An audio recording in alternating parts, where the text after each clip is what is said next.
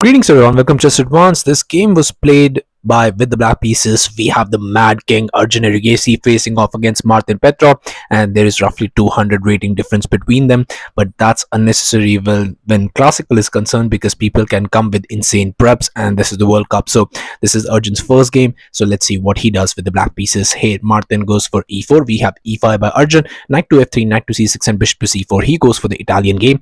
We have bishop to c5 now, the Gioco piano, and now just going for this d3, just going for the main line. Knight to f6, castles, and d6 in this position, going for the symmetrical setup, a4, and now just going for castles, not worried about even a5 in this position. So here just white goes for it, a5. We have a6 now, because definitely you don't want to allow that. So here bishop to e3, challenging that piece, but now just bishop captures and f captures, and here just knight to e7, trying to remaneuver the knight. You could have also gone for this bishop to e6, just ask for the trade and have much more symmetrical setup, but maybe this will include a lot more draws than you want. So after bishop captures, you play f captures, c3 now, and after this queen to d7, just play h3, not allowing the knight to jump ever and harass that pawn, and maybe asking for that fork in the position that would have been existed. But here just h6, not allowing the knight to jump either, knight b d2, and here just d5. Yes, you have the d5 thrust in this position, and once you play queen to b3, there are a lot more moves you can play. You can also play this d caps on e4, and the game goes on with both pairs having roughly equal chances. So all of this was in the position.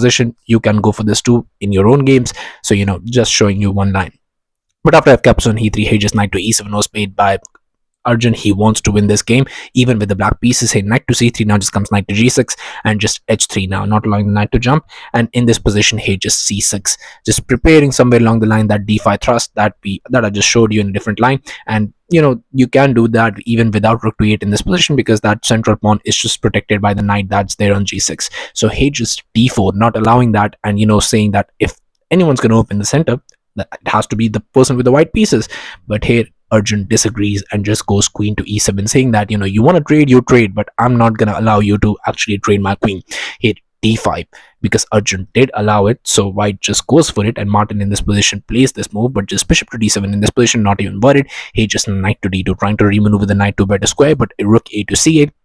And now just comes d caps on c6. We have bishop captures, queen to e2 now, and you have to suffer the position, because the thing is that those two knights have to remain there to be able to guard the double pawn, and it's not a good idea, because those two knights now cannot be developed to decent square. So hey, bishop to d7, now just comes queen to d3, and hey, bishop to e6 in this position, asking for a trade, but just knight to a4, not even trading, and saying you want to trade, you just trade on my terms. Hey, but knight to d7, not even trading here. But you can see the engine valuation shifting. You could actually go for this bishop captures in this position, and you would have some sort of advantage in this position with the open f file as with the white pieces, and with this backwards pawn you could have some advantage, because the knight will somewhere along the line once you trade that. Because this is the problem, see, bishop is eyeing this, the rook is eyeing this. If you allow the trade to happen with the person with the black pieces, the thing is that knight jumps in here. But now when I eliminate this and f captures, and maybe even I can trade one pair of rooks, but after that you have to understand that this is going to be a weak backwards pawn. I can just pile up on that, and also f file somewhere along the line I can utilize for attacking purposes. So that's the idea. But hey, just king to h2 was played, and now just comes knight to c5. So he missed the idea, but now is it going to bite him back somewhere along the way? Well, we're just gonna have to wait and see. Here queen to e2, if you had gone for, then your position is fine, because here after knight caps on a4, you just play rook captures, and yes, h6 comes in this position, just a waiting move. But here just bishop caps on e6, f captures, rook captures, queen captures, and just c4, trying to just push those pawns all the way. And yes, you're gonna have to deal with this weak backwards pawn, but that's not much of a worry in this position, because you're almost in the end game. Here queen to e7, and after this rook to b4, attacking this rook to c5 now. And the trouble is, yes, queen to d3 will come, and you're gonna have to go for this rook to c6, because you cannot capture this. If you go for this rook caps on a5, then just comes rook to b6, and unfortunately I'm going to lose that backwards pawn, and that's going to be just the beginning of the iceberg, because you have to understand then the position becomes very weak. And even if I trade the queens after that, the rook is very active, and I don't want an active rook in my position, definitely not in the endgame. But here after knight to c5, just knight caps on c5 was played, just trading it, not worried about anything else, and just rook captures on c5. We have bishop captures on e6, queen captures, and just c4. So Arjun not going for f captures in this position. Definitely he wants to win this game. He wants to create as many structural differences in this position so that he can create some chances.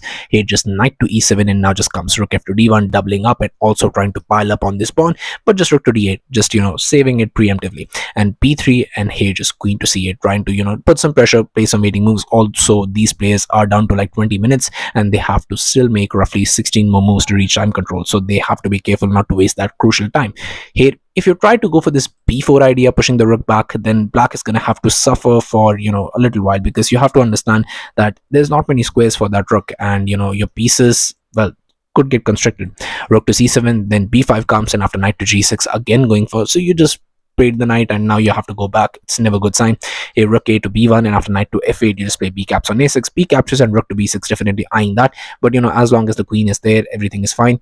Maybe even h6, because you don't want any back rank issues, and you anytime want to have that square, that safe square. And after rook b to d1, you just play knight to e6, and somewhere along the line that's also coming, but the rooks are passive. That's the main issue in black's position.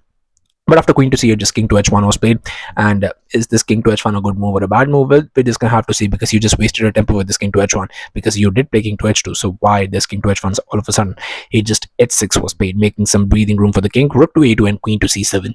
Now comes b4 finally, but is it a bit too late now? Because here rook to c6, now just comes a rook to c2, preparing that, not even going for b5 like I showed you in that different line. Queen to d7, and here just knight to b3. Rook to c7 now.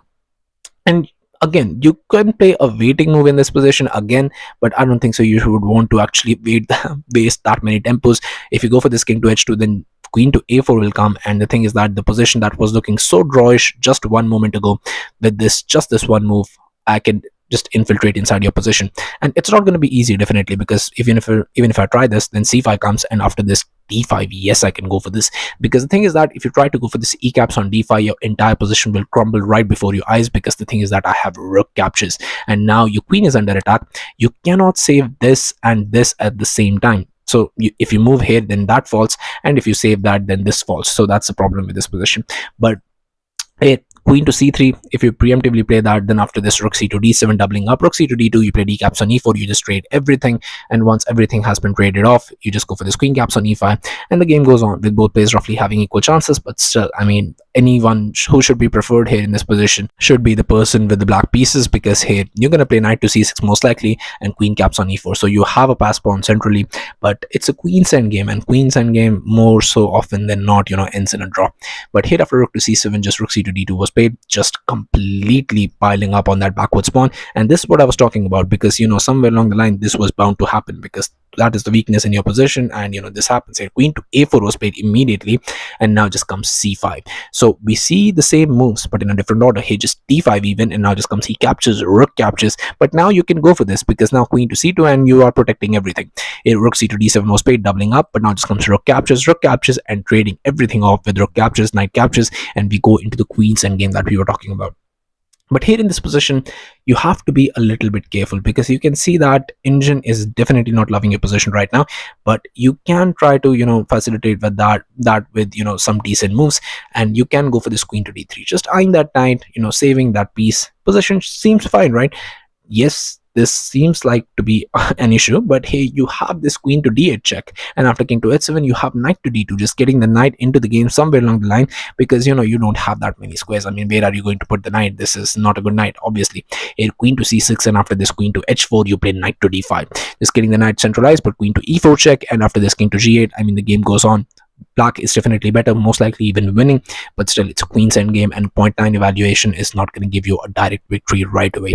But sometimes you can get lucky, because here after knight caps on d5, queen to c4 was played, and queen to c4 is a move that Engine absolutely hates. So I'm going to ask you to pause the video, try and find out this crushing move for Arjun in this position, which wins the game right on the spot for him. So have at it. So congratulations to everyone who's able to find this move. The move is the one that we saw here, just knight caps on b4, and that's a free pawn. And that was exactly what was played by Arjun in this position. And the thing is that Martin was down to 45 seconds now, and he does not have a decent move. And the move that you want to play is just play a waiting move. I mean, you have to save this. You cannot move the queen anywhere out of the way because you have to save that. But now in this position, queen to g4 was played by Martin. I don't know for what reason he played this move. Maybe he thought he had some sort of perpetual, but he absolutely does not. And in this position, Arjun goes for the fiercest idea. He goes for this queen captures on b3, and it was on this move, on move 37, that Martin Petrov resigned the game, and Arjun in round 1 got his spectacular victory against a really strong opponent. The trouble is, even if you go for this check, and once I go here, I mean, I'm gonna get the king here, and you think that you have a check, and I cannot play g6 because of queen captures, but you can see that the queen is guarding the f7 pawn, and I think this is what he missed in time pressure. But you know, these things happen when there's time pressure. Always you're gonna just make some mistakes in these positions, but you know, it happens. So yeah, thank you all for watching. I'll be coming back with some of these amazing games and definitely covering Arjun's second game as well. Let's see what happens there. So yeah, stay updated, and I'll be seeing you guys very soon. Thank you very much for watching.